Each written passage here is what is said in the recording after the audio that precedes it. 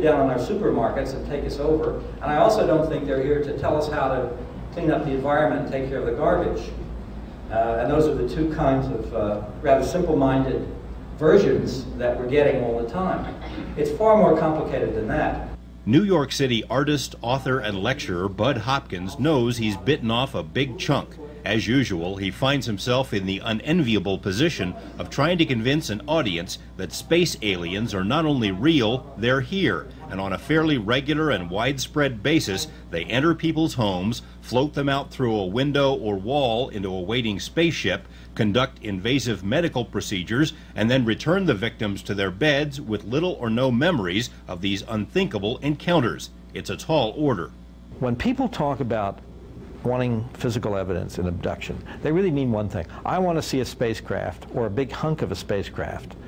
I want to walk up to it and see it, or at least I want to see an alien sitting there, or a dead alien or something. That's what they want, which is almost like saying about some other issue.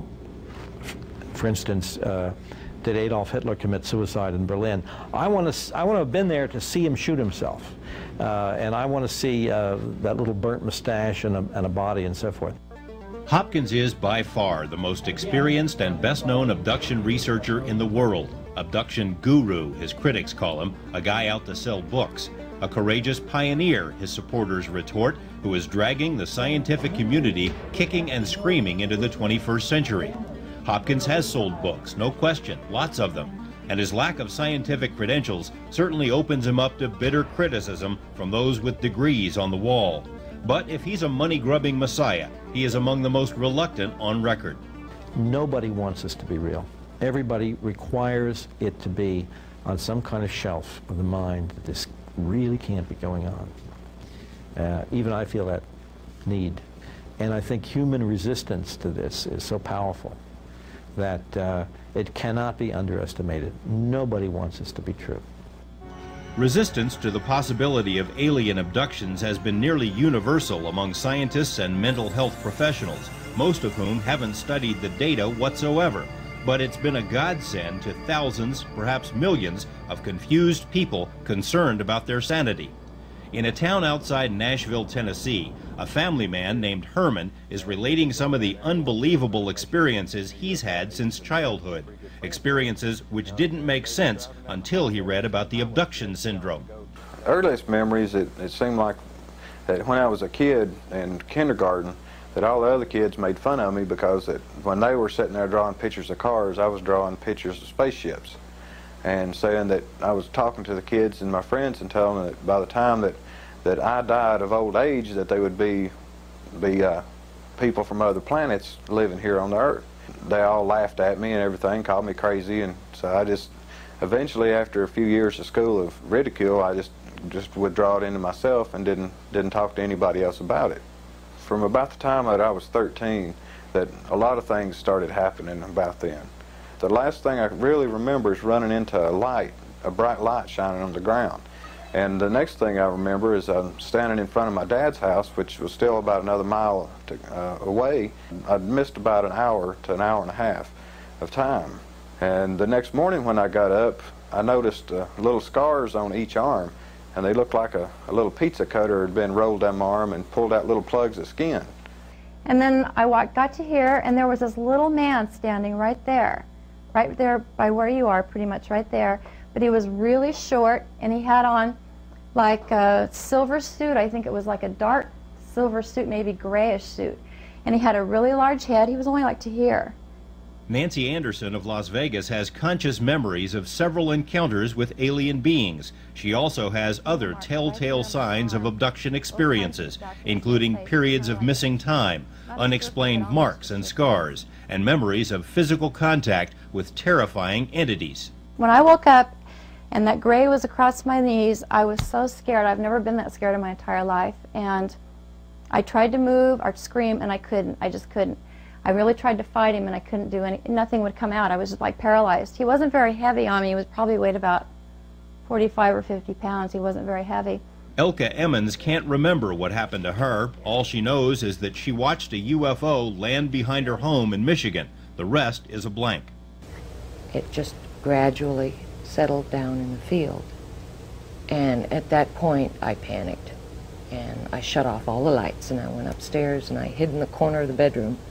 And as I told you, I sat there for what seemed to be no more than a minute or two.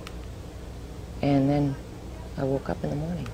I obviously lost the time, because I don't know how I got in bed in the morning. And I lost the whole night. Missing time is the phrase coined by Bud Hopkins to describe the memory lapses reported by 3/4 of alleged abductees. It is but one of the common denominators reported by so many people all over the world, people who don't know each other and who have nothing to gain by relating their stories. The scope of it is enormous. I have had police officers who are abductees who've come to me. I've had housewives. I've had 2 people who are well known in the entertainment field who are abductees. I've had, as I mentioned, psychiatrists who are abductees, psychologists, doctors, nurses, lawyers. A full colonel in an important position in the Army recently came to me about his experiences. This is a completely cross-cultural phenomenon. It gets into every socioeconomic area. The only things all of these people have in common are their recollections of these unbelievable encounters and their desire to understand. For the most part, they haven't received much help from science or the mental health profession. Such critics as Carl Sagan have dismissed abduction reports as hallucinations, fantasies, hoaxes, or the result of psychiatric traumas brought on by childhood sexual abuse. There's only one problem with these various explanations. None of them fit the facts. The cliche image is, well, a psychiatrist could explain this away. But the psychiatrists themselves are saying, in fact, we can't explain them away. In fact, this is extraordinarily interesting and important. And I think that little by little, more and more people, as they've come into first-hand contact with this material, are realizing that they're up against, at this point, what may be the most important event in human history. Gaining acceptance and assistance from science and medicine has proven a rugged challenge, but change is in the air. More on that in a few minutes. Oh, well, tell us about the last time when you were abducted, the very last time. If talk radio really is the last bastion of direct democracy, then what is the public trying to tell us about UFOs? Nationally syndicated hosts like Billy Goodman know that the UFO topic, in all of its forms, is a staple. It is raised night after night, year after year by audience members. While most other media can't or won't address the subject, talk radio revels in it. And what was your encounter like, may I ask? Several disc-shaped objects flew above my house, hovered, maneuvered in various manners. Hovering discs are somewhat passé these days. Radio shows, TV tabloids, and popular books have repeatedly covered this ground. But it almost seems as if the phenomenon itself wants to up the ante. In the 40s and 50s, UFOs were little more than elusive lights in the sky, a popular curiosity. This, for example, is regarded by some as the first modern-era UFO photo, taken in 1947 over Seattle. In the 1960s, the lights started landing. Credible witnesses, such as New Mexico police officer Lonnie Zamora, risked their reputations by reporting what they had seen. Several thousand landing site cases have since been documented. It was also in the 60s that the first cases of alleged alien abductions gained prominence.